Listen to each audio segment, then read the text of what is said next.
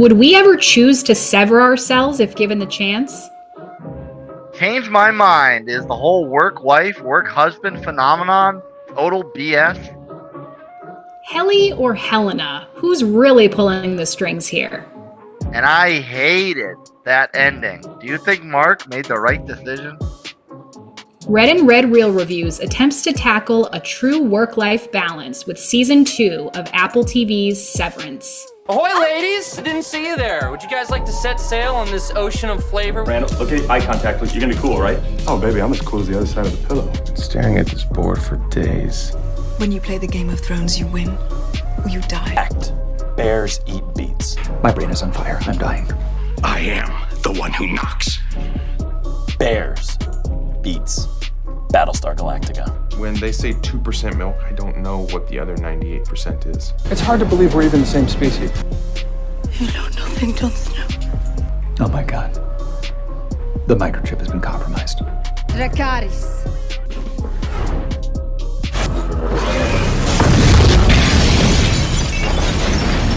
And welcome back to another episode of Red and Red Reel Reviews. So, we have to start off with the ultimate question. Should everybody watch Season 2 of Severance? I have an interesting perspective here because I knew when Season 1 came out, I intended to watch it. I never got around to it, so I had to catch up on Season 1 before watching this for the review. And Season 1 never got me. I never understood. And this is someone, obviously, a huge Parks and Rec fan, you know, the Ben Wyatt hype or whatever. So, like, there was a lot of appeal to this show, but watching Season 1, it just never hooked me. I never saw the parallels to corporate life, which is what I thought everyone was really finding appealing about it. And nothing, it just felt like this disjointed parallel universe or dystopian reality, but like not in a real relatable sense. So to me, it kind of it didn't really connect. And then Season 2 started. It took like up until the episode with the retreat for it to really catch for me, and that was like 4 or 5 episodes in. So I feel like it was hard. It's hard for me to say, yeah, give it a season and a half before you really get going. Well, how did you feel the second season compared to the first season? Did you like it? Did you like it better than the first season, or was it the same? I would say I liked second season better, but it was because of the last 3-4 episodes. It wasn't because I can't say I liked it better because of start to finish. I was constantly engaged by it. The ending was just a constant, like, okay, I'm seeing the parallels and I'm getting an adrenaline rush. I'm in it now. Yeah, I think, you know, in my opinion, it's worth sticking with, you know, for the reasons that it's well acted. You know, this is Adam Scott. It's obviously a lot different role than him in Parks and Rec or anything he's really been in before. So it's well acted by everybody. You've got Patricia Arquette, who's, you know, Oscar, Golden Globe nominated actress. It's cinematically impressive, the way that they shoot it. It's a little more profound than most shows out there. Like, you have to kind of think. It's not something you can just, you know, be numb to and watch. So yeah, in my opinion, I think it's pretty much on par with the first season as far as pacing goes. So that wasn't really much different. But yeah, I agree that it took a good 4 or 5 episodes to kind of get rolling.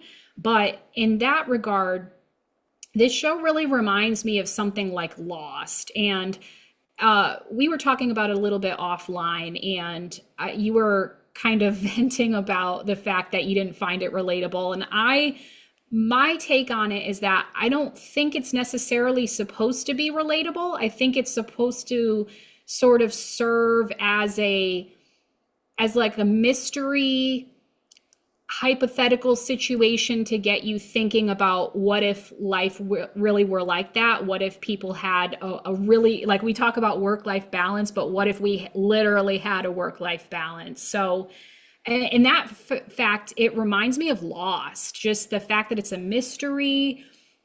You're always kind of, as much as you get an answer here or there, you're getting 5 more questions in its place.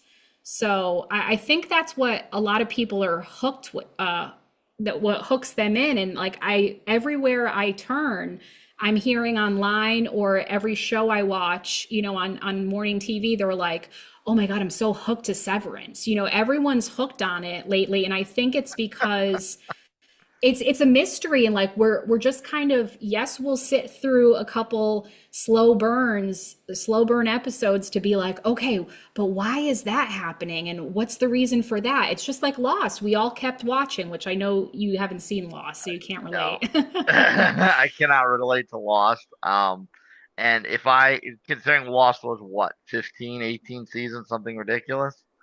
No, Lost was on for, I want to say 5 or 6 seasons, 7 at the most. Felt like a lot longer than that, and that was from an outsider's perspective.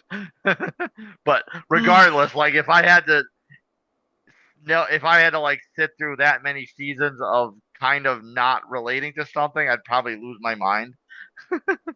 Yeah, and I think I mean we all, Lost was a successful show. We all kind of were waiting, sometimes half a season, sometimes a full season would go by. And like, I actually don't know if we ever had all of our questions answered, even when Lost ended. But yeah, I think that's why people watch, is they're just like, I want to have these questions answered, and I need to know why this is occurring or why this is happening. So that's why we all keep, powering through. We keep gritting our teeth, and we're like, I'm hoping this is going to be revealed in the next episode. I'm hoping, another episode goes by. Oh, I hope this will be revealed. I never, which would frustrate me to no end if I kept asking those same questions every single week. That would frustrate me to no end.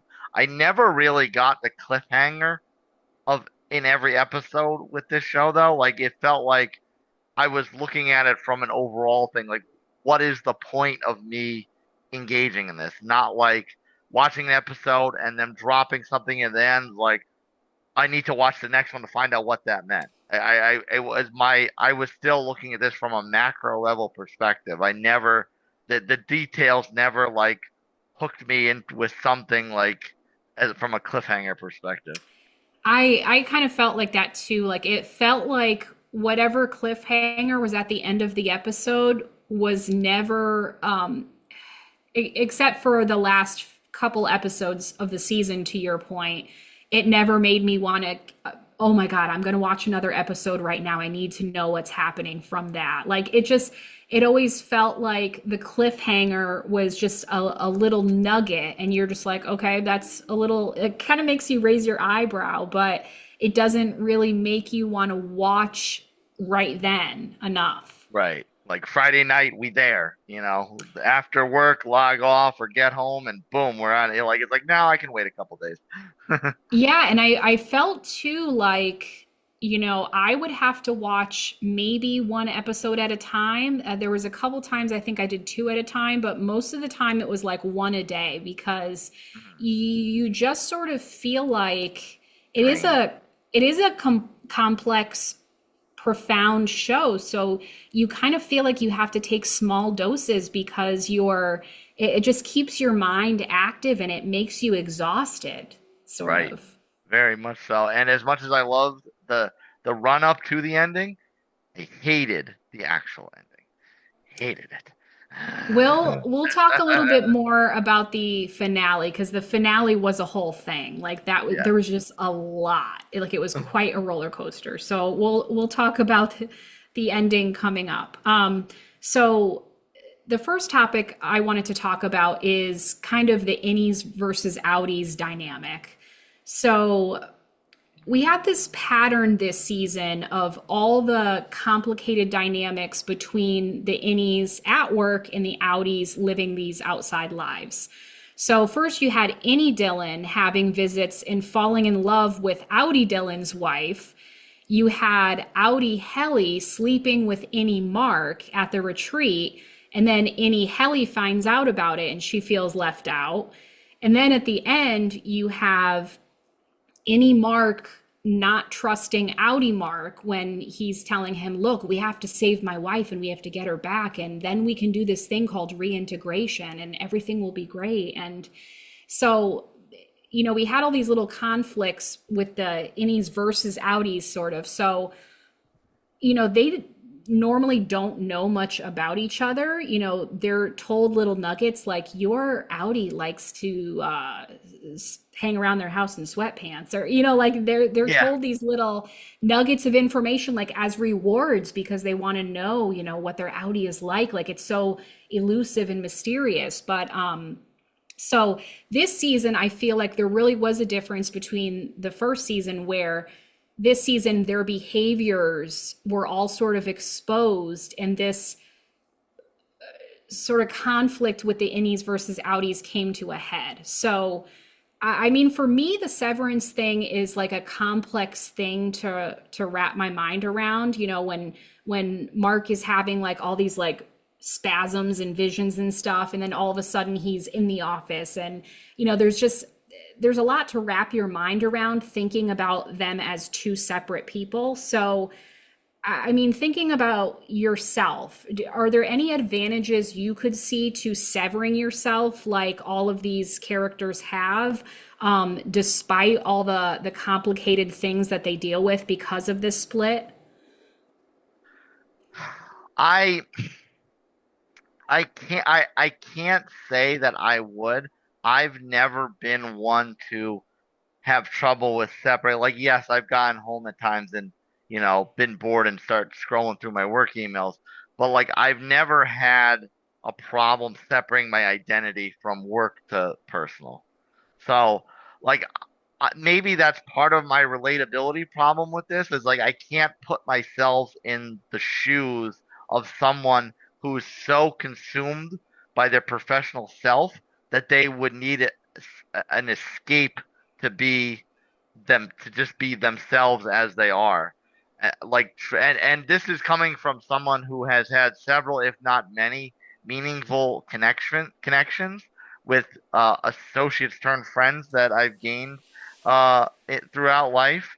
I kind of look at it from the sense of, you know, I work with someone, I get to know them. If I with you, you know, and not in a you know, sensual kind of way necessarily, you know, not a sensual kind of way, but just like, you know, if I can hang out with you, if I can have a good time, then we do that outside of work. You know, yeah, you know, we'll laugh about something that happened at work, or we'll, you know, vent about something with work, but that's just part of our dynamic. We're not like, we still have the work thing in common, but we have like a dozen other things that we can talk about. So it's like, I've never really found the sense of like, I'm out of work and, I can be myself again, or I just wish I could be myself. You know, like I've never had that like sense of break.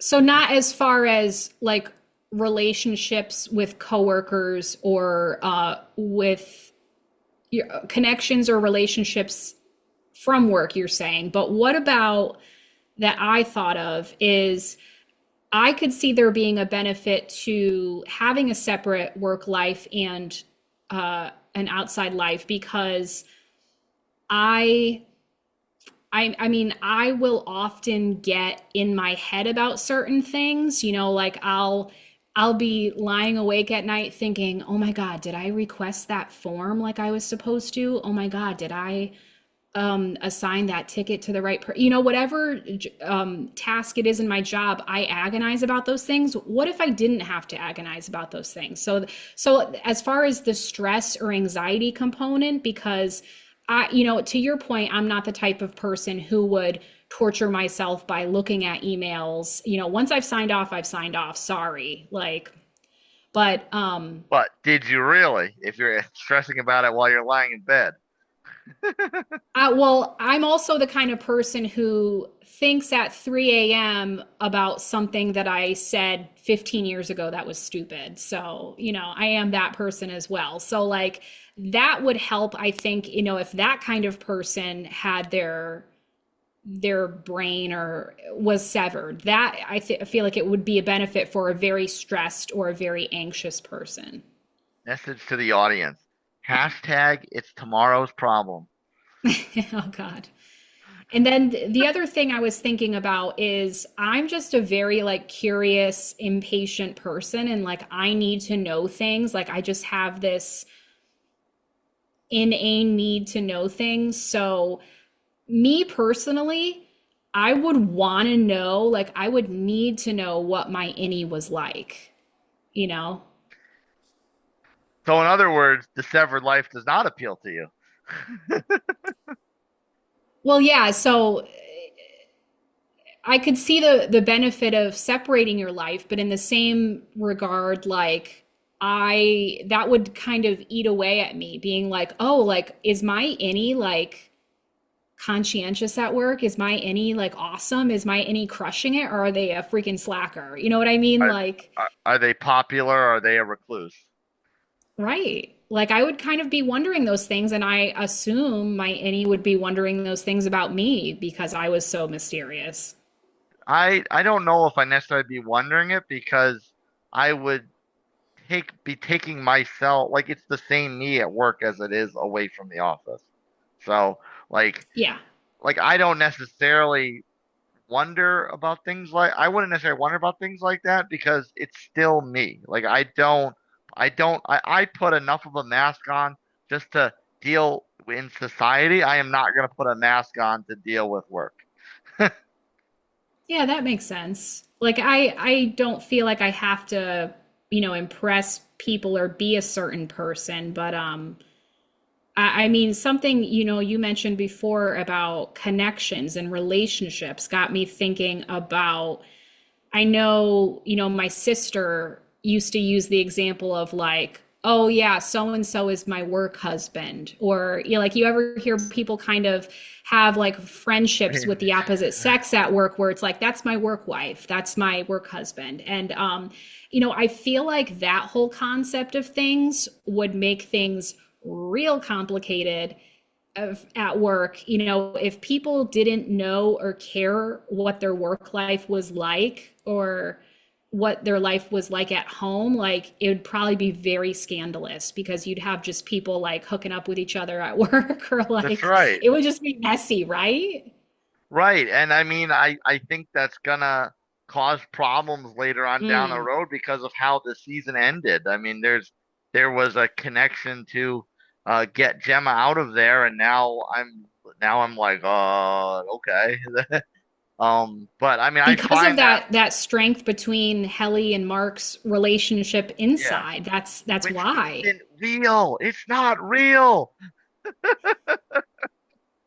I know. It's so yeah, that's one kind of disadvantage that I could see is like the whole, and I've been in relationships outside, but then had one person at work that like really was like my like ride or die person that I could count on, and like they're the opposite sex, so like and people would comment like, oh, you work so well together, like you guys really are such a good team and you're getting that done, and like we would have lunch together and we were friends and stuff, but I could see that how that could get complicated with some situations. If you don't have to worry about your person at home, then that could get real messy.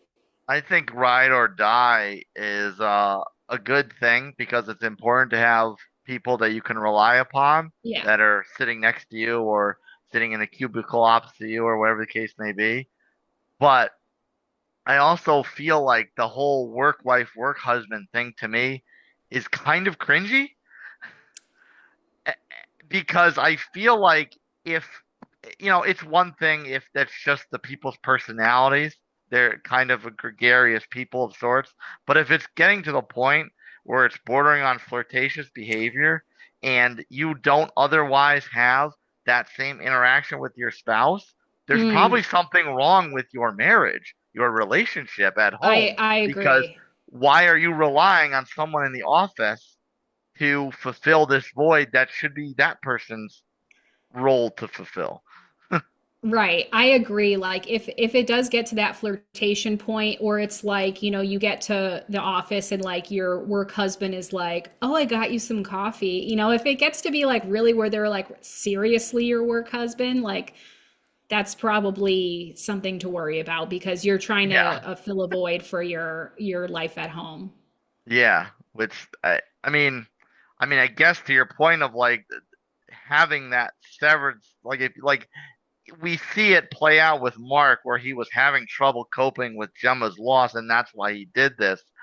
Mm, There's probably some comparisons in real life where people would want to shut off, but like we're saying, there are complications where you do that with quote unquote, for lack of a better word, a best intention, and then it winds up becoming a problem later on. yeah. So, again, we'll talk a little bit more about the uh the ramifications of Mark's decision at the end. But Yeah. so, I was thinking about this severance topic, obviously. So I was thinking, okay, pretend Lumen wasn't this evil, manipulative, terrible cult-like company. Cult. Um, you know, would severance be something that could work if the company or place that offered it like was honorable? But like, I think the answer to that is probably yes. But I mean, again, that would be a big if for me. It would have to do with whatever, like, shouldn't this be, done by like a medically researched company, I not like an employer? I even if it was, I don't think necessarily the crux of the question is if the company was honest or true or true and kind of Right. like a spiritually true. I think the question is more, yeah, in some respect it could be a good thing, but it would have an expiration date. Like it would be like there would be a sense of like, okay, to relieve certain amounts of intermingling stresses from one going to the other would probably be a good thing, but there's a certain point where that's still you, that's still your body, that's still your person, just because you have a separate consciousness.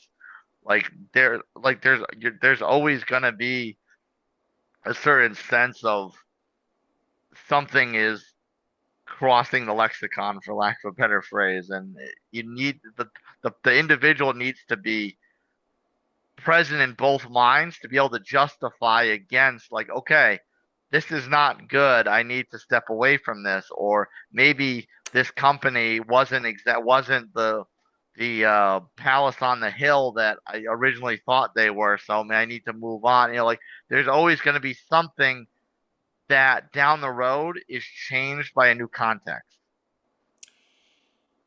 Yeah, and I think, if parts of these two parts of one person have different consciousnesses, Mm-hmm. conscious? I don't know how to word that. What's Worcestershire sauce. what's plural of consciousnesses? So Conscienti.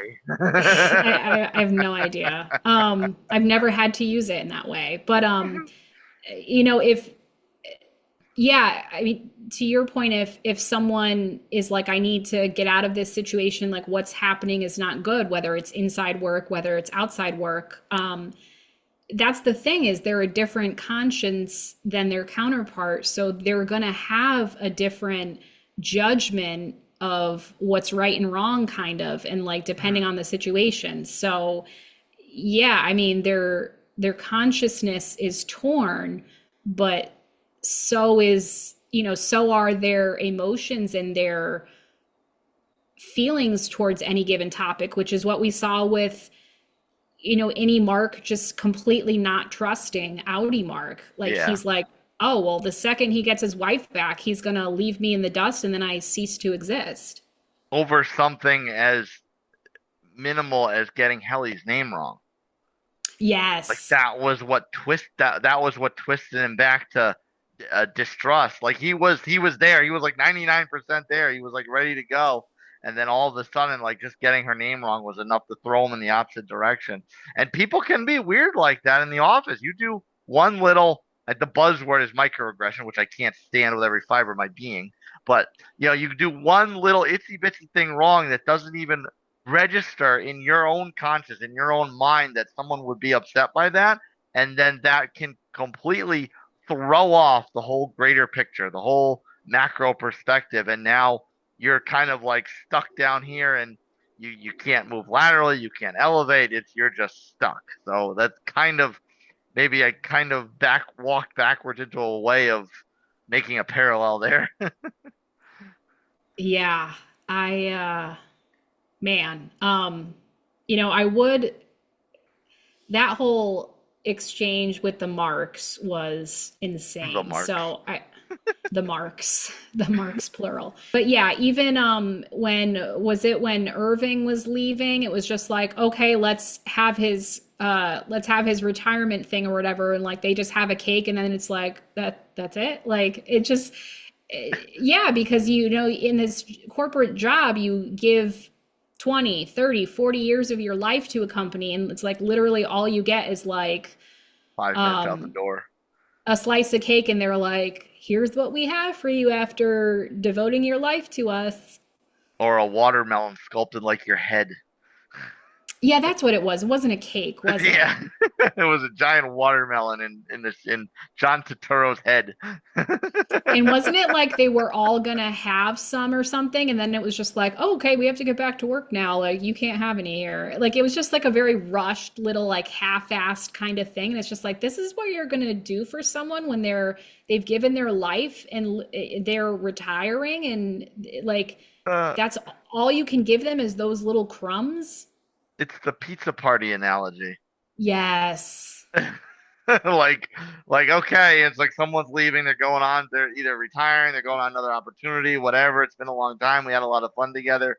Okay, let's have a 20-minute pizza party at the end of the workday, and then everyone's expected to either go back to work or leave. I'm like, okay, bye. Yeah, or it's like, okay, rather than give you a work-life balance, or rather than give you these privileges, we're gonna give you a pizza party where you can have 2 slices of pizza each. Yeah. The cringy song and dance numbers. So I mean, I thought that because the finale was an hour and 15 minutes and there were just a lot of things to unpack in that finale, what were the biggest like wow moments for you, or the things that stood out? Well, maybe it was just my sense of looking at things from more macro.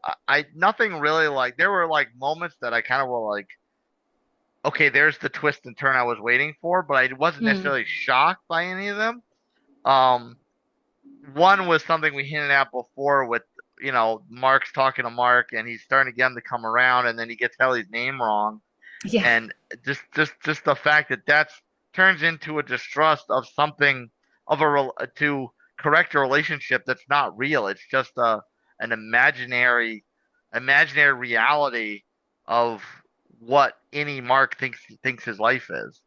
So like it's just that little like twist of like to throw the storyline, back around on its head. It was just kind of like, oh, wait a minute, like that, like that's not good. Whatever twisted in any Mark's head there, that is not a good thing.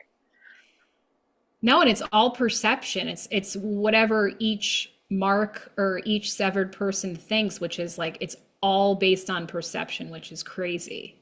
Mm-hmm. Oh. Yeah, go ahead. The other one to me was the source code being linked to Gemma's conscience. I didn't necessarily feel like that was like mic drop, but I think that was partly due to the reason that Coble said that, and I'm questioning why immediately. Like why is that Representative Gemma. Why is Gemma so important to this company? She's been kept alive in this underground isolation chamber for this whole show. We know nothing about her connection to the company, why she's there in the first place.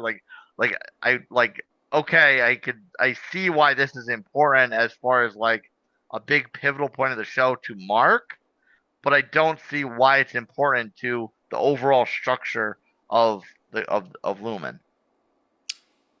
Yeah, I mean, we still have a lot of questions there as far as why they faked Gemma's death. And I almost wonder if it doesn't have as much to do with Gemma as it does Mark.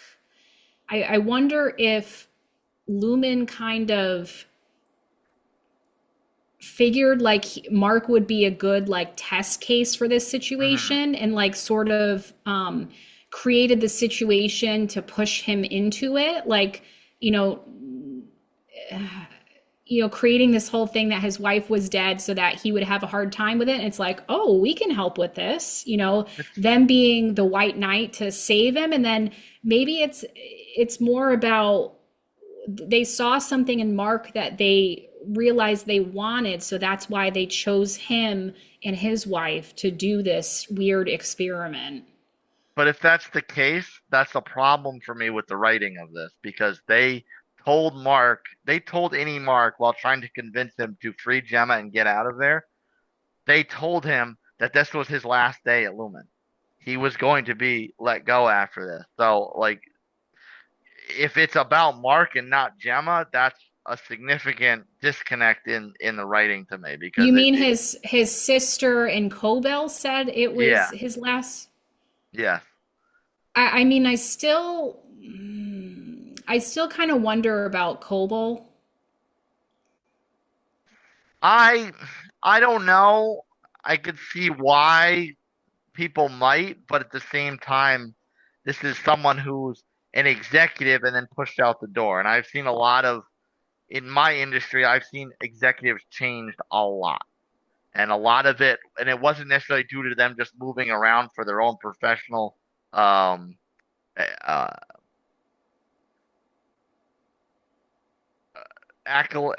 for lack of a better word, ambitions. It wasn't for their own professional ambitions. It was because one company took over another company and forced out all the leadership to instill their own leadership. So, like, I see Cobell as probably that type of executive who got burned, forced out the door, and now has an axe to grind to take this thing down because she's realized this company that she helped build up is not what she thought it was while she was building it up. So you think that she is trying to like right the wrongs of what she contributed to, like, and wasn't it sort of revealed in like her featured episode that she created the Severance technology?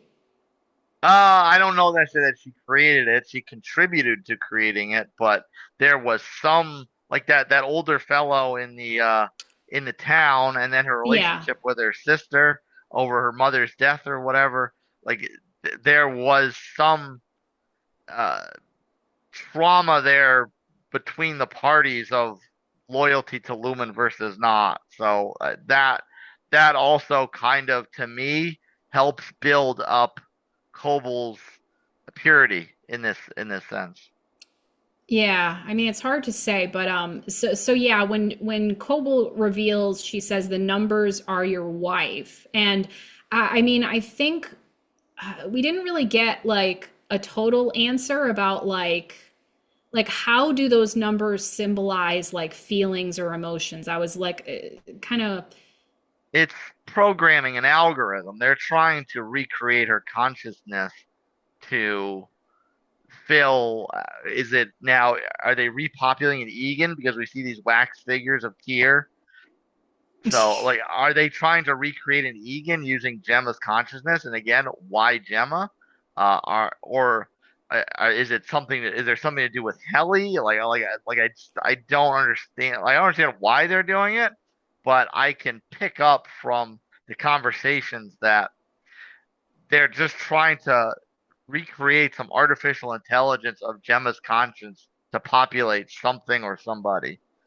Right. And like the question I had, which I don't know how to say this. Well, so when they're working, when they're, they have that cubicle system where they each have a desk, there's like four or five of them, whatever. Yeah, they're all When like like yeah, when like Irving and Dylan and Helly and Mark are all working, they're all doing the numbers thing, correct? So if Mark is contributing to, he said he's worked on 24 files, hmm. So if he's worked on these files that are supposedly Gemma's consciousness, then what are these number files for these other people like Dylan and Irving? I'm Like, I don't I really mean, get that. there could be something that's not important to the story, like but some other like past trauma that assembles another conscious. I could also just see it being dummy work, like you were saying, if they picked Mark and Gemma's particular situation to use this as an example of. Mm, Um, but they need to create this facade of a company and a workflow and a structure and a colleague dynamic. So they just have three other people come. Well, and Helly's really doesn't matter because one way or the other, she's on the inside anyway. she doesn't So really at least, count, yeah. yeah, at least two other people, and they just need them, just give them dummy work to make it seem like they're doing the same, they have the same roles as Mark. So I mean, but again, it also could be, I mean, there also could be something, there could be some past trauma in Dylan's life that forced him, and caused his marriage trauma and forced him to start at Lumen as well. And maybe they're implementing the same task that they give Mark, on Dylan as kind of like, okay, well, if the Mark thing doesn't work out, maybe we've got like a backup of a lesser circumstance for Dylan to build up and see what happens there. Okay. Yeah, that's interesting. I didn't think of it really as like a collaboration thing or like creating an atmosphere of like, oh, here are your coworkers around you and like you're all doing the same thing, but like I still just have that like yes, we found out the numbers Synergy. are what? Synergy. Oh, synergy. Like yes, we found out the numbers are symbolic of consciousness, but like we still don't really like like that did answer a 2 season long question sort of, Hmm. but it's like why Mark? And are the numbers different for other people or is it just true for Mark? I get no, I totally agree with that. It's just the difference is just that my Y is Gemma, not Mark. Because to me, it Mark's Gemma is in some sense dead, so they cannot like engage with her to figure out her conscience to populate that thing. And maybe it's like the whole Inception concept, like the subject of the Inception can't be conscious of it, so they can't use Gemma. So Mark being her husband and having a connection, an emotional, spiritual connection with her, they need him to populate her consciousness. They can't have her do it because she can't be aware of what they're doing. Interesting. So Okay. but again, that just leads me to question like, why is Gemma the one to populate this conscience? Yes. So that's a question we're gonna have still going into the season, which Yeah, we'll talk about next topic. yeah, But even talking about the coworkers like Dylan. So I'm sort of shocked that Outie Dylan has pretty much convinced Innie Dylan to stay at Lumen. Um, yes. with that whole letter that he wrote, that's like, oh, well, first of all, F you, F you. Second of all, I don't remember what the second thing was. And then third, he was just like, you know what? Like, despite, what you've done and what I think of you, like I kind of think you're a badass. And if you ask me, you should stay. I think you should stay. And but like I get it why Annie Dillon would be like flattered by that. And that's why I think it pumps him up to be able to be like, F you, Milchick. Like, but Yeah, in the same regard, it's like, Mark is obviously literally 1 foot out the door. So it's like, Mark is no longer there. Like Helly is not really invested because so it's like Dylan is like the only one left. You know, Irving has been like sent out to pasture. He's not there anymore. So it's like you're gonna stay at this miserable job because your outie complimented you and called you a Yeah. badass once. Yeah, I generally like Dylan's character, but that whole engagement makes him seem like some such a simp or a beta or whatever we're calling that type of person now. Like I feel like if you were in that situation where your innie fell in love with your wife, you would want your innie eradicated from existence, which the only way to get that to happen is to get him to quit. So it would just Right. be you, the outie left. So I'm looking at that and I'm thinking like you shouldn't be envious of any Dylan because he's invoking some emotional response from your wife that you're not otherwise invoking. You should like look at that introspective and be like, okay, how can I improve to get my marriage back on track? And then this guy, this mother effer, gone. Yeah, I agree with that too. It's like, wouldn't you sort of look in the mirror and take a hard look at yourself and be like, okay, what does he have that I don't? And Right. we did see in the earlier part of the second season, didn't we see I think it was Outie Dylan go on a job interview, and I think he realized that he's like, oh man, this is going to be hard to get a job. But then you know, he realizes his innie is having an affair with his wife, and that's the course of action he comes to is like, oh, he should stay, or I should stay in this job because it's too hard to get another one. Like, is it worth it? Is it worth my marriage? Is it worth everything else? Like, I just don't understand that. Well, that interview, they didn't want to hire him because they knew of what that other company knew of what Lumen did, and they didn't want to invest in someone that was basically two different people, two different personalities. And I can kind of see that being a parallel to real life job hunting and recruiting because there are certainly other circumstances where, based on your exit from a company or uh, or the reputation that one company has with another company, maybe it's a rival company, like they see that as kind of a scarlet letter on the applicant. So like I can see that being a comparison to real life where, oh, you work for Lumen? No, no, no, we don't want anything to do with you. Yeah, I could see that. You know, him just kind of feeling hopeless, like he's got this, you know, scarlet letter on him and he doesn't feel like he can do anything else. But then it just, I don't know, it seems like a weird move to like to just kind of give up and just be like, "Oh, you should totally stay at this terrible job." Yeah. Yeah, and like to me, if I was in Dylan's shoes and I was aware of this split, like that would be a risk I would be willing to take just to not deal with that identity crisis perspective, you know? Like Mark's not dealing with an identity crisis. Mark's dealing with his alternate identity wanting his own life, you know? Like Right. but Dylan is actually they're both Dylan. It's just two different sides of Dylan and he can't figure out which one he wants to be. Right. And If I was Dylan, I wouldn't want anything to do with that. I would be like, let me figure this ish out on my own and put this self to copy your phrase before, put him out to pasture. um so I mean in this finale, like this thing was like, you know, it's kind of like you were on ayahuasca or something and this episode occurred. Like there's just a lot. So, I mean, for me, there were a lot of like kooky, like weird moments, like creepy, like off-putting, trippy, weird things.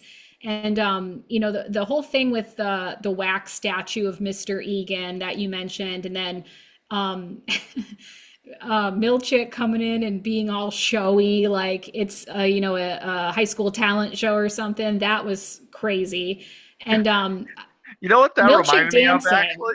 You know What? what that actually reminded me of? It reminded me of those upfronts that companies do every year to kind of like pat themselves on the back and celebrate their wins. That's what that reminded me of. Like, the CEO comes out and he throws a couple corny jokes out and he's looking all cool and everything. And like, no one in the audience is like, you'll have your like corporate simps that are like, oh yeah, clap like a seal, and then everyone else is sitting there like. It's like I busted my ass all year, and this is and this and you're over here patting yourself on the back. Like it's completely disingenuous. I don't want to say bipolar, but like dichotomy. There's like complete dichotomy of Yeah. employee to executive.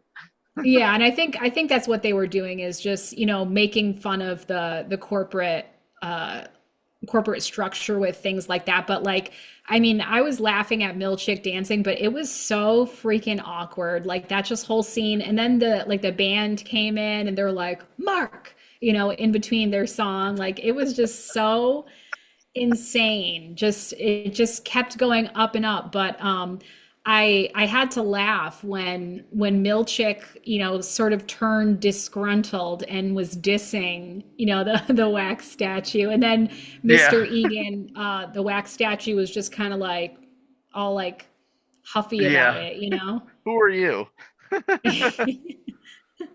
That was hilarious. And then just, the fact that this wax statue is like he's talking and his like hands are moving like robotically. It was just so freaking weird. And that kind of testosterone battle between executives was evident elsewhere too, because after the retreat goes awry and Drummond is chastising Mm. Milchick for that, and he says, and he's like, it's like you're trying, he like basically tells him that you're trying to promote this family atmosphere or whatever. You got to tighten the leash. You got to, kind of change the mentality of what this company is. You got to, have a kind of rule with an iron fist, so to speak. So that there was that kind of you know chess game of who's got the bigger set of brass balls here. Or I would call it a pissing contest. I couldn't think of that. I was thinking my word that I was gonna say was much more graphic in nature. Yeah, I can imagine. But yeah, and then in that scene, wasn't Drummond like telling Milchick not to use certain words or something, or he was criticizing? He's like, "Oh, use this word instead," or like, "Don't say that word," or it was really like he just like you could tell just Drummond like wanted the upper hand, but it was like for Hmm. stupid shit. You know what I mean? Micromanaging even at the executive level. Yes, micromanaging, insane micromanaging. And even like when Coble and Devin start to put the plan into place with Audi Mark, and he calls Milchick to call out sick for to fake the sick day, and Milchick almost makes him feel bad for like, oh, well, this will really be an inconvenience, or oh, it's okay, but only if you promise you'll be here tomorrow, that sort of thing. I'm like, now that's never happened to me, but I know people complain about that a lot with their Yeah. jobs, where their boss guilt trips them for calling in sick. Oh yeah. I've been guilt tripped for calling in sick, and like I haven't done it very many times before, and I still have PTSD from 20 years ago at this point. Yeah. Very, Yeah, very that's sad. definitely a Very thing. sad. But speaking of Drummond, we had a couple wow moments involving him. So this thing was just insane. So this part with I called her the goat lady, who is Gwendolyn Christie, who is Brienne of Tarth from Game of Thrones. She was also in Wednesday. Oh, Yes, that's who she really? is. So Okay. she's the goat lady, bringing the goat to be sacrificed. And she's kind of asking, okay, well, how many more goats do I have to bring to you? Like, this is like, you could tell that she doesn't want to do it. She's like, this is getting ridiculous. And she doesn't really get any answers from him. And Drummond's like, oh, well, pretty much like the founder is going to want what he wants. So, we have to answer to him. So you could tell that she's a little bit disgruntled from that because she like doesn't want to part with her precious goats, which I get. And so finally, what ends up happening Goat fan. is, yeah. So Drummond hears Mark knocking on the door across the hall. So he kind of goes out and is like, what the hell is going on? And then he, I think, realizes who Mark is. So he's like, they're brawling all of a sudden. So Hmm. then what happens is the goat lady comes out and she's basically fighting Drummond, beating the crap out of him. And then Mark is like helping her. I think Mark is like holding the guy down, and she's just like throwing punches and, beating him senseless. And then, we realize that she just wanted to like save her goat. That's why she's doing this. And I mean, we obviously don't know anything about, well, Drummond did say, okay, well, the reason we need this go is because we have this lady who is crossing over, which I was wondering if he was referring to Gemma. He's like, we have this lady who needs a spirit guide or something, and we need the goat to escort her or some weird stuff. Like, that's why Lumon is a freaking cult. Yeah. Well, talking about like, pagan sacrifices and stuff like that. But so we don't have any answers with that. But this lady, she was really riled up about losing another goat. She's like, not on my watch, not one more. So basically what ends up happening is Mark thanks her for her help. He takes Drummond at gunpoint into the elevator. In the middle of being in the elevator, he changes to, he turned into Innie Mark, and in the midst of turning into the other Mark, he freaking accidentally shoots Drummond like in the throat. So then he like bleeds out and he falls. Like, it's just insane. Like, this is just, first you had this fight with this goat lady, and then it was just like bonkers. Which the fight with the goat lady is much more believable for me, knowing that it's Brienne of Tarth. Because at first I'm looking at Drummond as this big masculine mountain of a man, and this lady walks up in like Handmaid's Tale style outfits and just beats the ever living crap out of them. Well, she's also like, obviously next to someone like Adam Scott, who's a thin kind of he's like decently tall, but he's a thin, like I'm pretty sure Gwendolyn Christie is like 6 feet in real life. Yeah, she's tall. Yeah, so she was kind of going like head to head with Drummond. Like, they were kind of equal opponents. Mm-hmm. Oh yeah. I mean, stature wise they were, but but again, stature can always be thrown off in film. So I didn't necessarily pick up that she was like really really big. So, but knowing it's Brienne, then yeah, that makes more sense. Okay, so the last thing we'll talk about before we talk about what our hopes and dreams are for the third season. Obviously, we have to talk about the aforementioned elephant in the room that we talked about earlier, which is, you said the fact that you just absolutely hated what Mark did and you hated this end. So, talk about your feelings about what you felt about Mark's decision. It kind of goes back to that whole work wife, work husband thing. Like I feel like this is gonna set up a conflict, because Gemma, that they told Mark to get Gemma to the staircase to get out of there. She's obviously in the staircase, and Mark's still in Lumon. And the fact that she's also conscious of the fact that Mark freed her, that her husband came to the rescue on the white horse or white knight, whatever. He came in there, saved her, rescued her from this nightmare. And at that moment of, okay, let's go off and, do our happily ever after and get our life back together, he sees Helly at the end of the hallway, and he's like, no, I need to be with her. And it's like, no, this is not this is this work wife falsity, fake life situation. This is not reality. You need to go through that door. You need to be back in real life, be with your wife, reconcile your life. And the fact that he slow walks down and then they're hard charging down around the corner, it's just like, when Gemma, I imagine Gemma's still going to leave, she's going to find Outie Mark, and she's never going to think of him the same way. Like, why would you? How could you? Yeah, and so, I mean, I guess, like, have we not we, but in general, have they really addressed, like, yes, we know that Helly is, like an inside plant, basically. Yeah. Like, we know that. And it's been said to Mark, like, do you know who she is? Is it Right. Helena Egan? Is that her first name? Helena? Yeah. Yeah. So, like, I've never really seen, like, does Mark, like, not believe this? Like, does he not want to believe that, like, she is an inside plant? Is he just like, I'm in love with her and she's in love with me? Like, is he in denial? What I'm concerned with is who Helly really is. Is she really Helena? Because Mark Or is does she really questioning. love him? Like, is she just doing this for some manipulative reason? Well, that's what Audi, Mark, Coble, and Devin were trying to convince him that, like, she's just doing this as part of the grand master plan of Lumon.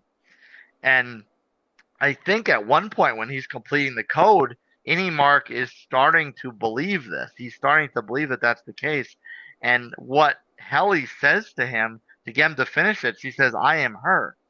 And I don't know what that means. Does that mean that it's like a meta way of confirming that she's Helena and she's got these, kind of grandiose manipulative gestures, but Innie Mark doesn't care because he's in love with her? Or was that a way of saying, like, okay, he's working on this Gemma code. Is that a way of her telling him that she's Gemma? Like, she's some manifestation of Gemma. And, him to think him completing the code and being with Helly is a way to kind of bring Gemma back to life. And it may be Helly physically, but behind her face, it's Gemma's conscience. Like, is that kind of where Mark's getting confused and distracted? Oh, I have no idea. I mean, the way that I took it to mean when she said I am her, I kind of thought it was maybe referring to, like, obviously Mark's Audi, like, Gemma was his wife. Like, so I took it to mean that, like, when she said I am her, like, I am your wife's equivalent in here. Like, like, that's what I took it to mean. But, like, as far as we're concerned, like, Mark making this decision at the end that kind of, like, pissed us off, which I would assume most people have that reaction, or kind of like, why are you doing that? Yeah. That the onus is on him, honestly. Like, I think that Helly had accepted what was going to happen. Like, when they, like, she was going to be his ride or die. That's why she and Dylan were like, okay, let's get this vending machine pushed up in Block Mill Chicken. Like, they were like, all right, let's rally. Let's do what we have to do to, like, I think she was on board for that. And she had made peace with the fact that he was going to save his wife. Like, she convinced him of that. And that's when he was like, okay, I'm going to do it. That's fair, but I think it was a fleeting emotion, because if she truly felt that way, she wouldn't have run down the hallway after Mark when he's about to leave with Gemma. Right. And maybe that's what it was, is like, I mean, maybe she really does love him. Maybe it's not something where she's being manipulative or trying to get something out of it. But also something that I thought of is Helly even severed? That I was questioning know? that after the retreat, because they're saying, "Oh, well, that was Yes. really Helena." Well, was it Right. really Helena? Is Helly just a fake name? Is You she know, is just it- like, is yeah. she just pretending? Helly. Yeah. Is she just pretending like, oh man, you slept with my Audi? Oh, that's so Yeah. disrespectful. That's my body. Like, that's what I was wondering, is like, was she just faking it because of, she's the leader of this, like, was it just some sort of like sick experiment that she was like, oh, I wonder what's going to happen, like, with how he's going to feel about these certain things, like, if I just say that, like, I just wonder about all of that. She's a wench playing wench games. man, I'm just like, that sort of thing made me question everything. I'm just like, man, do I have any answers from this show or not? Like, I just have more questions. And that supports Coble and Devin's argument that, you're going to complete this code and they're going to throw you away the next day. And this Helena person is just part of the machine, pulling the strings. Yeah. So, I mean, we did get an announcement the other day, official announcement that the show is picked up for a third season. So we know that this craziness is going to continue. So I know I had a few questions of things that are still unresolved. Is there anything that you're hoping we get the answer to? The big one is what's going to happen to Gemma on the outside when she encounters Outie Mark. Is she going to trust him again? Is their marriage going to be the same? Right. The fact that this alternate personality of him chose this other woman who's quite frankly not as attractive as Gemma. You think so? Yeah. I think Helly's very pretty, but obviously she's not a real redhead, and like, as redheads we got to call it out. Like that crayon red, like Crayon. no. Crayon It's red. crayon red. It's like WWE wrestler red. I can't. Yeah, it's almost purple. Yeah, it's just, but she's very pretty, but and they have good chemistry, I think. But yeah, the door to the stairwell is locked from the inside, correct? So she's not gonna be, that's why she's like banging on the door and crying, because she can't get Right. like, she's just trying to get through to him. Because I mean, is she gonna run up the stairwell and get out herself? I mean, does she wouldn't be able to find Devin and Coble, like, because they're Yeah. wherever they are. So Yeah, and she may not even, I mean, obviously she knows Devin because that's would be her sister-in-law, but she may not even know who Coble is. right, and she have to like hide out from Lumen? Like once she like runs out those doors and like gets like it's like, then what? Then you're just in the middle of this town. You can't have anyone from Lumen find you. Like, where do you go? Maybe not, because maybe to protect the facade of what Lumen does, they can't do something like that. Or maybe there's going to be a new organization announced in the next season of like a task force that's kind of like acts as a third party, so it doesn't look like Lumen is the one going after them on the outside. But I don't think Lumen could do that directly, because that would blow up their whole narrative. Right. And so then, like, what's gonna become of, since Innie Mark has chosen Helly, like that means that basically in order for him to stick around, he's got to stay inside Lumen, right? Because the second he goes out, he's poof, gone, right? Mm-hmm. Yeah. Mark. Yeah. Innie Mark, yeah. Yeah. So, and then like we're kind of wondering, now that Dylan is the only one left, and he's saying F you Milchick, like what's going to become of the people that are still standing? Because, it seemed like the people in the band, Helly and Dylan were getting them riled up saying, oh, well, what's happened to people, people have disappeared. So don't you fear for your lives? Like you could be next, kind of just like trying to get them to understand what's going on. So like, are they gonna revolt against Mr. Milchick? We don't really know. I hope that Dylan, maybe he did and we just don't know it, but I hope that he does leave the company, whether or not it's the realization that all his friends are gone anyway, or it's just his own kind of like, commitment to, I need to get my life back together. I am curious to see what happens with him. Milicic, I do not like that man. I think he's cringy. I think he's scum. I think he's the epitome of a CEO who glows up over your hard work and then doesn't give you the credit for it, other than, a generic statement about how it helped him get where he is. Yeah, and I mean, we didn't really talk about Miss Huang at all, which I mean that's a whole can of worms we could open up. But yeah, Milchick was such a dick to her, and she was just literally child labor. So that Yeah. was she was very kind of creepy, and we don't need to talk about her, but yeah, just acknowledging that we know there is a Miss Wong. Yeah. Yes, we know.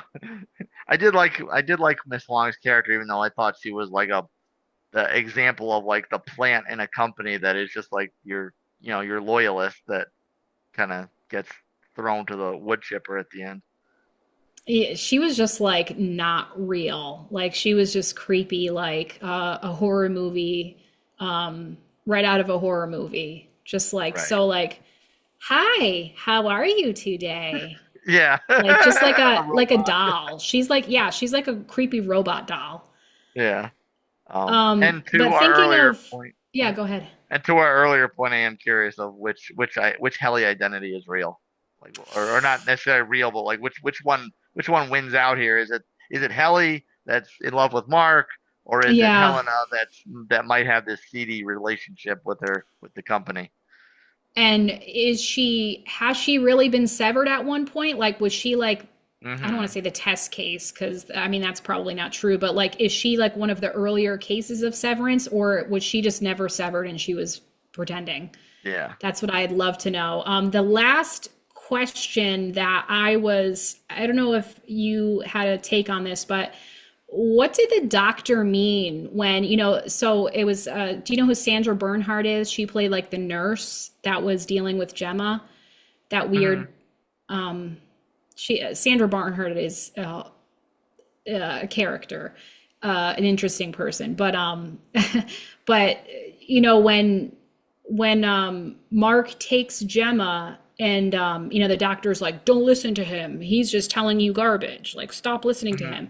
And then when he sees that like she takes his hand, um, the last thing the doctor says before they run out together is, you'll kill them all. So what does that mean? Does that mean all the severed people? Like, is something going to happen to all the severed people or the severed floor? I, Like, I didn't pick up on that, but in that moment, it was looking like Coble and Devin's plan for Mark to get Gemma out of there was going to happen. So I would just interpret that as that was the goal, that to get them out of there, and then all the innies would just be eradicated, and Lumen would crumble to the ground. So that was my interpretation of that would just be that's just he's just worried about his own existence and self preservation at that point. yeah, I didn't know how to take that, because I thought that when Coble and Devin had the conversation with him, when he was kind of like, wait, but am I sacrificing myself here? They were Hmm. kind of like, well, it doesn't have to be that. But I don't know, Coble was being kind of like evasive to me, and like being sort of like vague about what actually was going to happen. So that's why I, thought of this, you'll kill them all, as kind of like a weird thing to say. Like, what does that mean? Who's Well, them he's and the who's fact. all? Yeah, the fact that he's screaming it to another person on the inside of Lumen, I would assume that means people inside of Lumen. Now, a kill could be something very um, uh, vocabularily accurate, or it could be a metaphor. Right. Like, and the fact that he said it to them when they were about to go up into the elevator, like, I don't know, in my mind, I thought of like Dylan and Milchek in that room with the band and all those people. And I'm just like, wait. So at the moment when, like, is there something that like bad, like, is there some sort of consequence that's going to happen medically or to other, is there some tie to Gemma with the other severed, or like, is there something that's going to happen once she, like, I don't want to say breaks the barrier, but you know what I mean? Like, I just wonder about that. Mm, Does that mean that nobody else is safe because she's kind of passed out of the state that they had her in? I don't know. I would just think that would mean once Lumen is brought to the ground, all the innies cease to exist because they don't go to work anymore. So I don't think any of those people are trapped in there. They're just the Innie versions of people that are out in the real world. So the company ceases to exist. They leave that building and they're just their regular selves again. Yeah, I don't know. It's it's a crazy thing to wrap your mind around, but maybe I was overthinking it, but I was curious what the hell he was saying when he said that. It's an easy show to overthink. Yeah. Well, we don't want you to overthink it. So if you enjoy listening to our show, we would appreciate it if you gave us a 5-star review and let us know what you think of each episode. If you have any questions or comments, feel free to email us at redandredrealreviews@gmail.com. Also, make sure to follow along with us on Instagram and TikTok. He is Nutmeg2 Palmetto on both platforms, Instagram and TikTok. I am Binge the Ginge with dots between the words for Instagram, all run together for TikTok. As always, you can find video episodes on YouTube and Rumble, and you can stream us on Spotify, Apple Podcasts, or wherever you get your podcasts. So next up, we'll be revisiting another Red and Red Season 1 show with the return of Reacher on Amazon Prime, and this is Season 3. So will Alan Ritchson and his delightful muscles be just as impressive in this season as they were last season? Is it going to be worth watching? We'll let you know on that one. Until the next real review, Red and Red signing out. In less than an hour, aircraft from here will join others from around the world. Don't act so surprised, Your Highness. Hey guys, you ready to let the dogs out? What? Do what? No. Try not. Do. Or do not. Because I don't want no scrubs. Let the dogs out, you know, like, who let the dogs out? Who? Who brought this guy along? I can go slow ahead. Come on down and chump some of this shit. One more thing. Do me a favor. Don't go chasing waterfalls. Mankind, that word should have new meaning for all of us today. You're gonna need a bigger boat. Snakes. Why did it have to be snakes? I'll take care, all right? None but love for you. None but love for you. Have any clue what's about to happen to him? Oh, not a chance in hell. Good night. Blow up! Peace! Smile, you son of a... You did it. You crazy son of a bitch, you did it.